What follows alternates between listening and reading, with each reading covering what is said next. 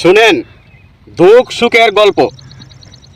দুঃখে কইতাছে সুখ বড়, আর সুখে কইতাছে দুঃখ বড়। তাহলে বিস্তারিত শুনেন কে বড়।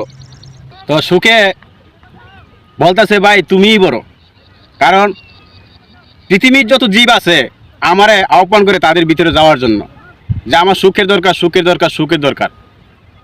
মানব দেহের ভিতরে যদি আমি ঢুকি তাহলে সে সুখী হয়ে যায়। সুখী হওয়ার পরে সে আস্তে আস্তে আস্তে সুখ পাইতে পাইতে পাইতে পাইতে আল্লাহর নাম ভুলে যা, নিজের মা বাবারে ভুলে যা, ভাইয়া বন্ধুরে ভুলে যা, সুইসাইটি সবাইরে ভুলে যা। সে দেউলি হয়ে জায়গা, সুজাওয়া মানুষ হয়ে জায়গা।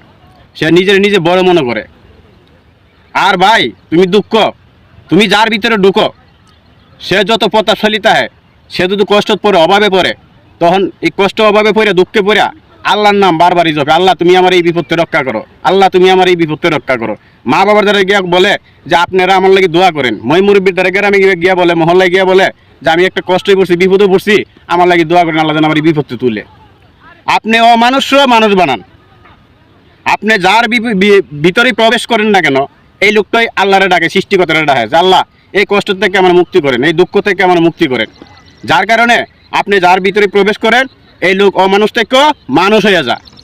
আর আমি যার ভিতরে প্রবেশ করি সে মানুষ থেকে অমানুষ হয়ে যা। এই কারণে যতই আমার মানুষ আহ্বান করুক সুখের জন্য, আমি তাদের ভিতরে গেলে আমি একদমই খুশি না। আপনি বড়, আপনি গেলে অমানুষ, মানুষ হয়ে যায়।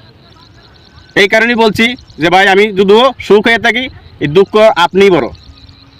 ঠিক আছে? তো মানুষ একটা কথাই বলতে চাই, কষ্টই মানুষের পবিত্র মানুষ করতে পারে। সুখে ভালো মানুষও মানুষ বানায় তোলে, কারণ সুখ পাইলে মানুষ আল্লাহর নামও ভুলে যায়। এটাই বাস্তব।